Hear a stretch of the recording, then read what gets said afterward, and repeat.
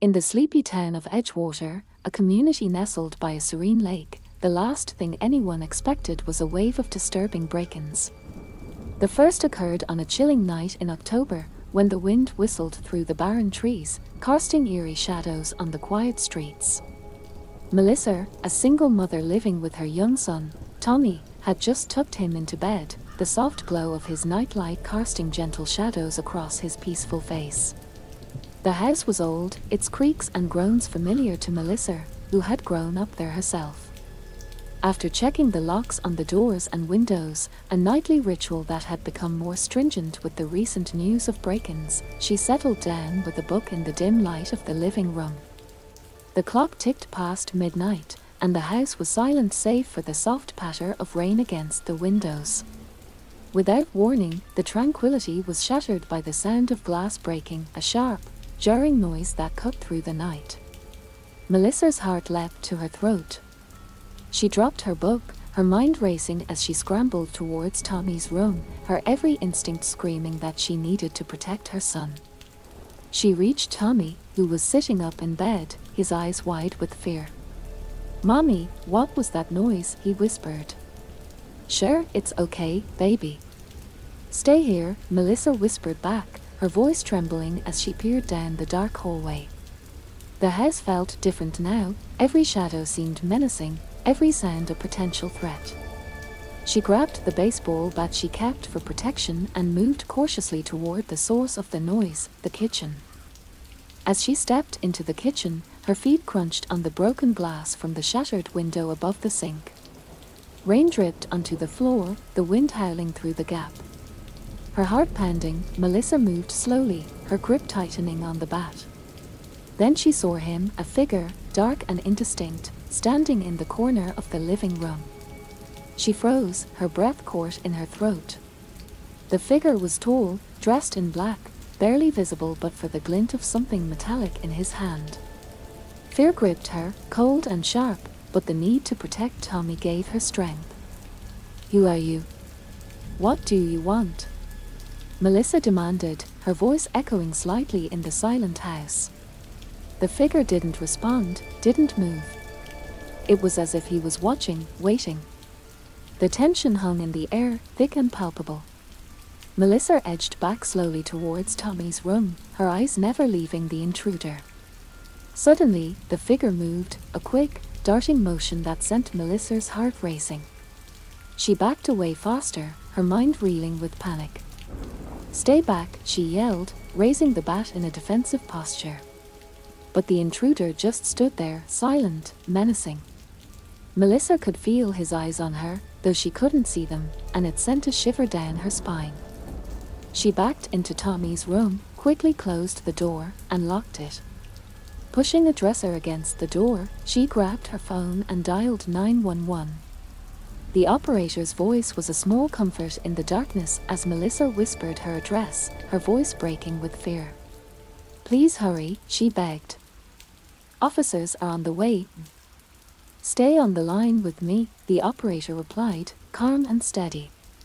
Melissa clutched the phone, her other hand holding Tommy close, who was now crying softly, burying his face in her shoulder. Outside Tommy's room, the house was silent, too silent.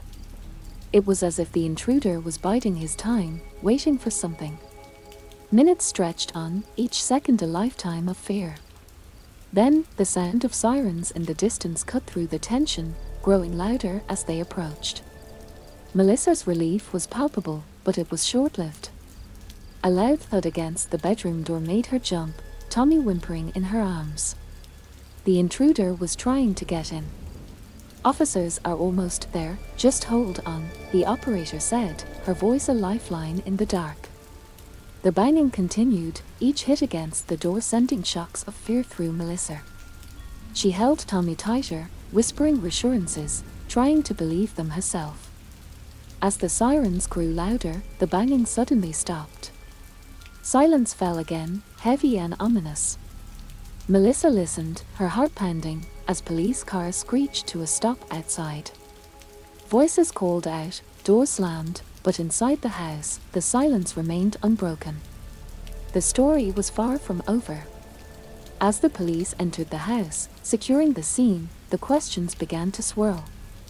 Who was the intruder? What did he want? And most disturbingly, where had he gone?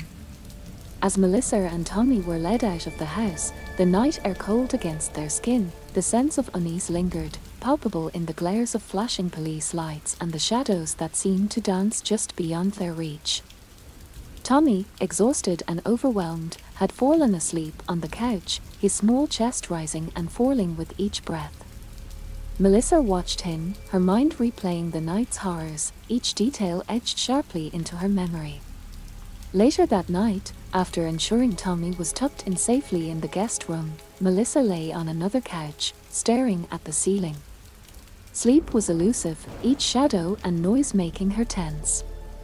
Her phone, which lay on the coffee table, buzzed. It was a message from Sergeant Reynolds. "We found something. Can you come to the station first thing in the morning? It's important." The text was ominous, the implication swirling in Melissa's already fraught thoughts. What had they found? Was it a clue about the intruder? With a deep, uneasy sigh, she tried to calm her racing mind, but the seed of dread had already been planted. The next morning, after a sleepless night haunted by every creak and whisper of the house, Melissa took Tommy to her sister's before heading to the police station.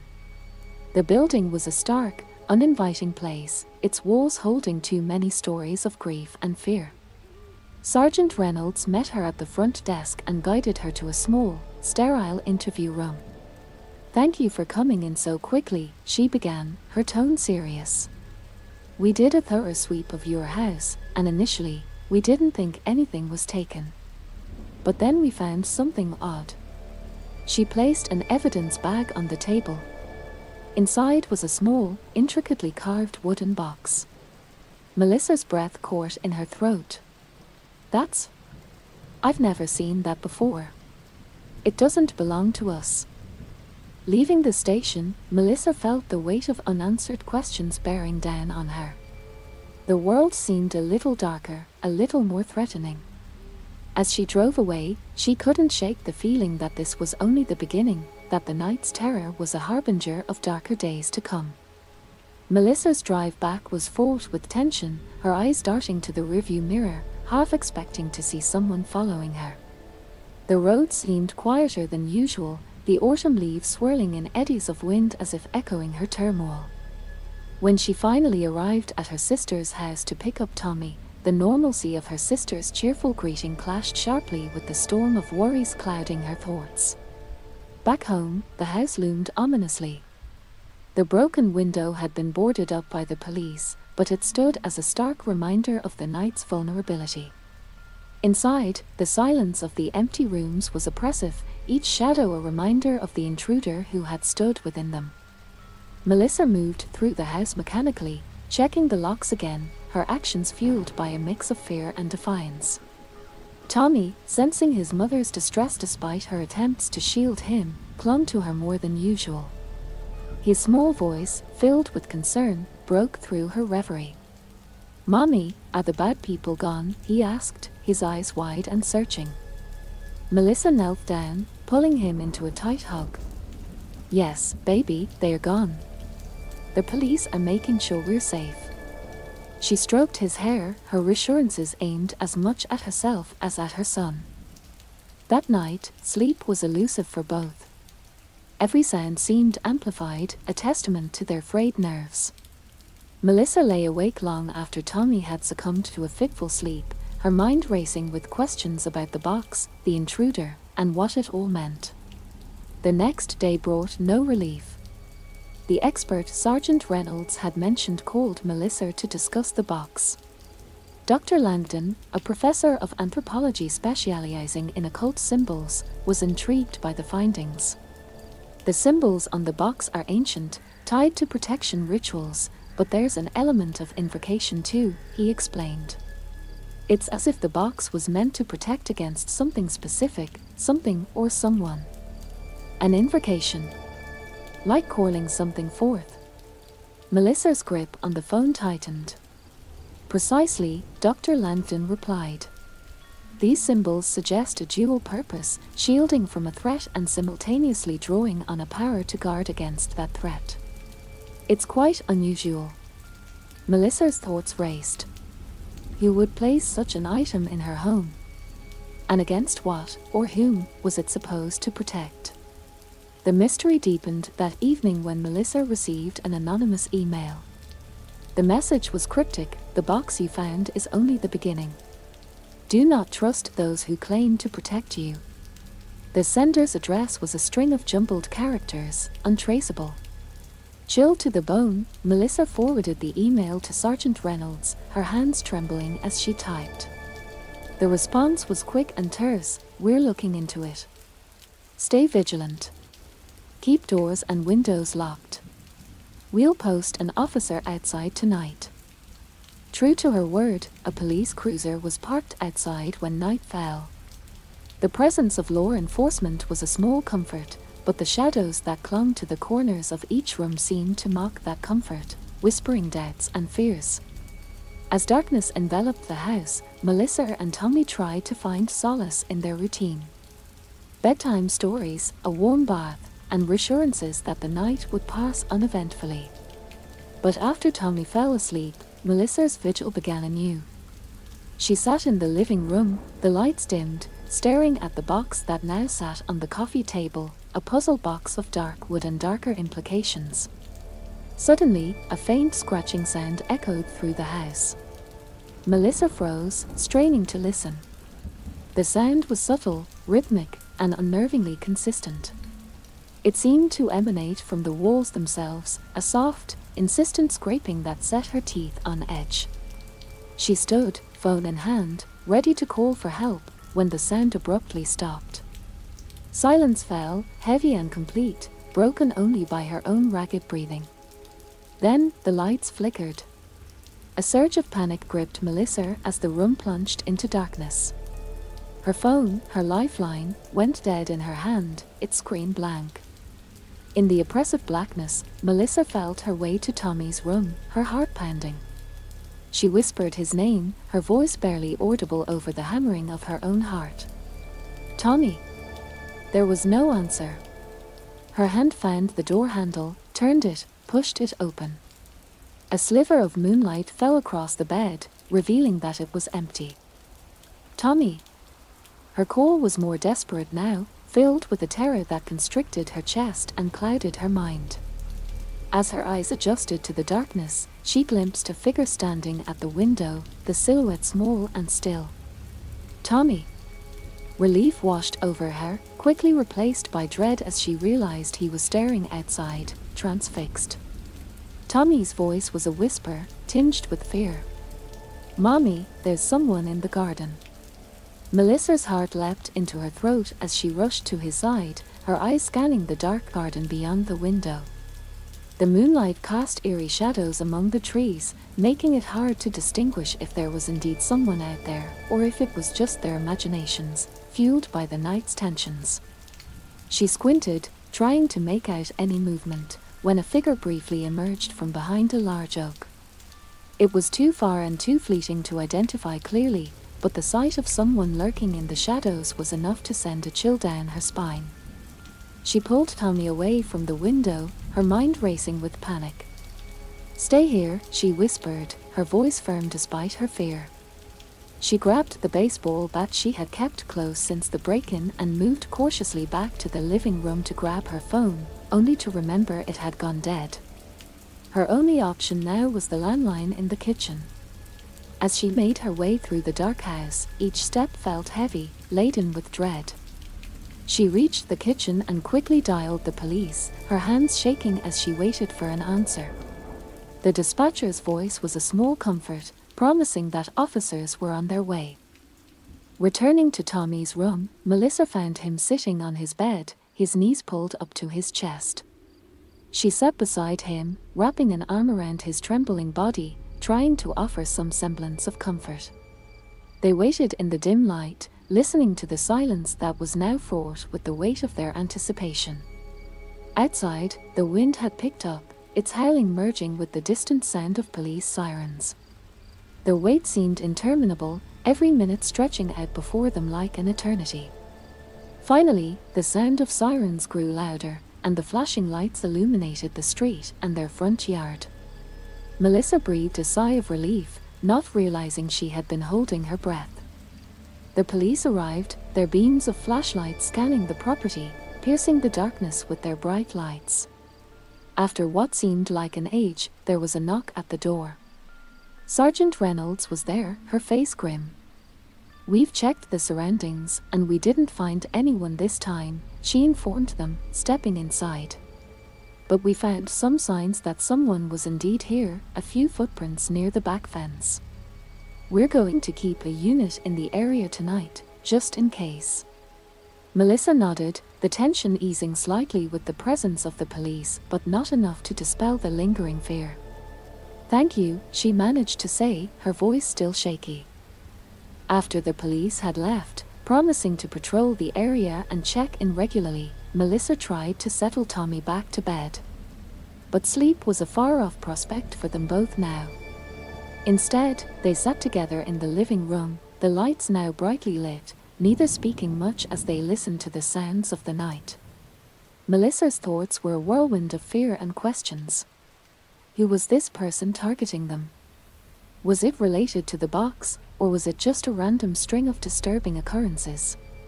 And what of the cryptic email warning her not to trust anyone? As the night stretched on, her phone suddenly buzzed back to life, startling them both. It was another message, this time more ominous than the last. "They haven't left. Watch the shadows." The message sent a fresh wave of fear through Melissa. She stood up abruptly, her eyes darting around the room, peering into every corner, every shadow cast by the furniture. The house, once a place of safety and comfort, now felt like a cage, trapping them with unseen threats lurking just beyond their sight. Melissa knew they couldn't stay there, not with the palpable threat hanging over them. She decided they would leave at first light, go somewhere safe, anywhere but here. But as the darkness deepened outside, and the house creaked ominously around them, Melissa realized that the night was far from over. And somewhere, hidden within the shadows, the true horror might just be waiting to reveal itself. The night wore on, stretching its dark fingers across every corner of the house. Melissa's eyes darted continuously, catching every flicker of shadow, every subtle shift that might hint at another presence. She and Tommy remained huddled on the couch, each jump or startle at the house's natural settling sending fresh waves of fear coursing through them. Melissa tried to distract Tommy with quiet stories and soft songs, her voice quivering despite her best efforts to sound calm. But the effort to appear fearless in the face of such terror was draining, and her own fears weren't so easily allayed. Each creak and moan of the old house seemed to whisper threats. Every gust of wind against the windows sounded like fingers tapping, tapping, tapping to get in. As the hours ticked by, the atmosphere inside the house grew heavier, the air thick with an unspoken dread. The messages on her phone, the shadows outside, the unexpected noises, all had melded into a single, overwhelming sense of impending doom. Melissa felt trapped, not just in her home, but in a web of fear and confusion that seemed spun by a malevolent force that was both everywhere and nowhere. Her thoughts kept circling back to the wooden box, the strange symbols, and the cryptic messages. Could the key to ending this nightmare lie within those carved runes? With a sudden resolve, she stood, her body stiff from hours of tension, and went to retrieve the box from where it sat on the coffee table. Holding it under the lamp, Melissa examined it more closely than before. The carvings were intricate, beautiful but also somehow menacing. They seemed to dance under the light, shadows shifting over the symbols in a way that was almost hypnotic. Tommy, curious despite his fear, came closer, peering at the box over her shoulder.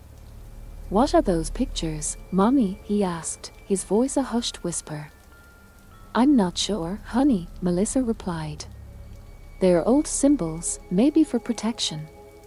Someone might have left this box to help us, but I think it's brought more danger instead." As if in response, a sharp crack sounded from the back of the house, like wood splintering under force. Melissa's head snapped up, her body tensed for action. The police had said they found footprints by the back fence had the intruder come back. Was this all connected to the box and its mysterious symbols? Grabbing Tommy's hand, Melissa rushed to the kitchen, the closest room to the back where the noise had originated. She flicked on the light, scanning the room for any sign of forced entry, but everything seemed intact. Yet the feeling of being watched, of being hunted, was now stronger than ever. "Mommy, I'm scared," Tommy whimpered, clinging to her leg. "I know, baby, I know. But we're going to be okay," she reassured him, though her voice lacked conviction. She decided they couldn't just wait around for something to happen. They needed to leave, now.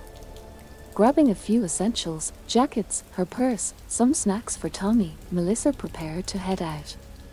But as she turned back toward the living room to get her keys, she stopped dead in her tracks. The front door was ajar, swinging gently in the breeze that had suddenly picked up outside. Melissa was certain she had locked it, checked it multiple times. A cold sweat broke out on her back as the implications settled in. The intruder was inside the house. They had been inside all along, hiding in the shadows, waiting for the right moment. Her phone buzzed again, another message that made her heart sink. "Leaving won't help. It's already inside." Panic surged through Melissa as she realized their situation was far more dire than she had imagined. Someone, or something, was playing a sinister game with them, one that involved the box and perhaps forces beyond their understanding. Gripping Tommy's hand tightly, she backed away from the open door, her eyes scanning the dark corners of the house. They needed a safe place to hide until the police arrived, somewhere they could barricade themselves in. But as the reality of their situation sank in, Melissa understood that this nightmare was far from over. The shadows in the house seemed to grow deeper, a tangible darkness creeping towards them as the storm outside mirrored the chaos within. With her heart pounding in her chest, Melissa quickly guided Tommy toward the basement, the only place in the house without windows and only one door, which could be locked from the inside. As they descended the stairs, the dim light bulb overhead flickered ominously, casting eerie shadows that seemed to writhe along the walls. Melissa locked the door behind them, sliding a heavy old chest against it for good measure. The basement was cold and unwelcoming, filled with boxes of long-forgotten belongings and the musty scent of dampness. Melissa found an old flashlight and switched it on, its beam unsteady and weak but enough to chase away the complete darkness. Tommy clung to her, his small body trembling. She wrapped him in an old blanket she found in a box marked "Winter Gear" and tried to comfort him, her voice barely steadier than his. "We just need to stay here until the police come, okay? They'll know what to do," Melissa whispered, though doubt gnawed at her. Their cryptic messages, the feeling of being watched, the intruder who moved through their home undetected, it all seemed too orchestrated, too malevolent for a simple burglary. Hours passed slowly in the basement, each minute stretching out with torturous uncertainty. Melissa's phone had no signal here, a fact she discovered only after descending into their makeshift sanctuary. The silence was oppressive, filled only by the sound of their breathing and the distant rumble of thunder.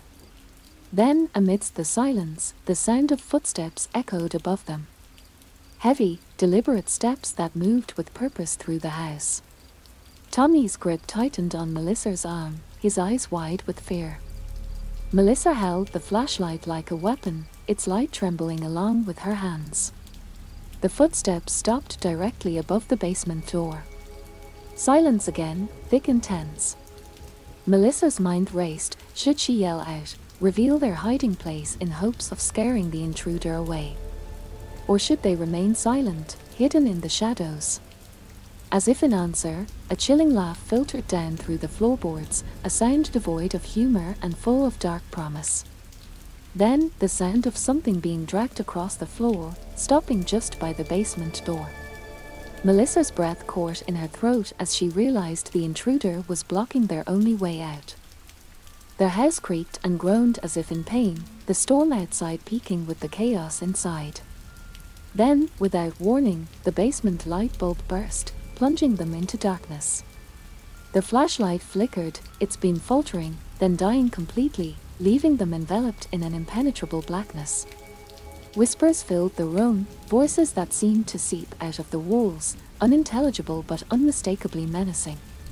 Tommy sobbed quietly, and Melissa held him close, her mind reeling for a solution, a way to escape the nightmare that had ensnared them. But there was no escape. The voices grew louder, a cacophony of threats and madness that seemed to close in around them. Melissa's thoughts spiraled into despair. Had the box brought this upon them? Was it a beacon for something far more sinister than any intruder? The final hours of the night stretched on, a relentless torment of fear and darkness. As dawn finally approached, the storm abated, the voices receded, and the oppressive feeling of being watched gradually lifted. Exhausted and shaken, Melissa and Tommy remained huddled in the dark, too afraid to move, too broken to hope. When the police finally broke through the blocked door later that morning, they found Melissa and Tommy clutching each other, alive but irrevocably changed. The house was searched, but no intruder was found, no sign of forced entry apart from the broken window which had started it all.